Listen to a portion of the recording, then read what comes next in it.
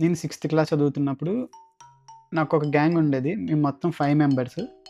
But ఈ స్టోరీలో main character వచ్చి నేను, ఇంకా నా ఫ్రెండ్ గణేష్. అయితే మాకు ఆ టైంలో డ్రాయింగ్ క్లాస్ జరుగుతుంది.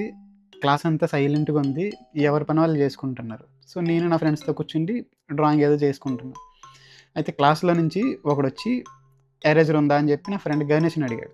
సో, వాడేం చేశాడు, నీకు ఎరేజర్ ఇవ్వాలంటే పోయి వీడిని అడుగు, వీడు ఇవ్వమంటే ఇస్తానని చెప్పి నన్ను చూపిచ్చాడు. సో, ఆ క్యాండిడేట్ ఏం చేశాడు వచ్చి, "అరే! ఎరేజర్ ఉంటే ఇవ్వరా" అని చెప్పి నన్ను అడిగాడు. ఆ టైంలో నాకేంటి, నాకేమో నోటి దూలెక్కువ, మొత్తం ఒళ్ళంతా దూలే ఆ టైంలో. సో, నా నోటి దూల ఆగక ఏం చేశానంటే, "అరే! నీకు ఎరేజర్ కావాలంటే నీకో చిన్న టాస్క్ ఇస్తాను. ఆ టాస్క్ చేస్తే ఎరేజర్ నీకిస్తా" అని చెప్పి అన్నా. వాడొచ్చి, "ఏంట్రా టాస్క్" అన్నాడు. ఆ క్లాస్‌లో మేడమ్ కూర్చుంది కదా చైర్‌లో, పోయి మేడమ్‌ని లాగి గోప మీద ఒకటి కొట్టు. అప్పుడు నా దగ్గరికి రా, నీకు ఎరేజర్ ఇస్తా అని చెప్పా వాడికి.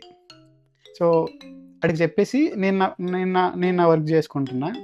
అంతే. కట్ చేస్తే ఎవడురా వినోద్ అంటే అని చెప్పి మేడమ్ పిలిచింది. ఏం నన్ను పిలుస్తుంది ఏంటి అని చెప్పేసి చూసి మేడమ్ నేనే వినోద్ అంటే అన్నా. సో, పోయి చూస్తే ఈడు ఆల్రెడీ మేడమ్ పక్కనే ఉన్నాడు.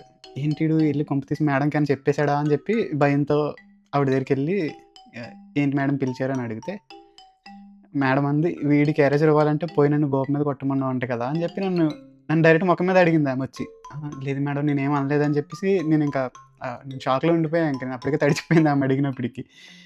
వాడక్కడితో ఊరుకోకుండా వాడేం చేశాడు, మేడమ్ ఈడికొక గ్యాంగ్ ఉంది. ఈడికొక నలుగురు ఫ్రెండ్స్.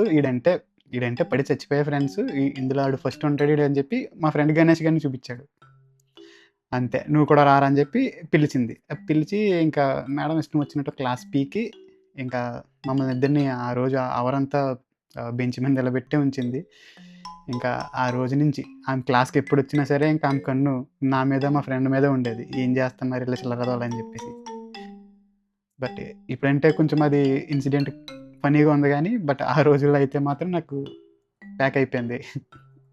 సో, ఇదొక మెమరీ ఇప్పుడైతే. So, yeah! Anyways happy friendship day.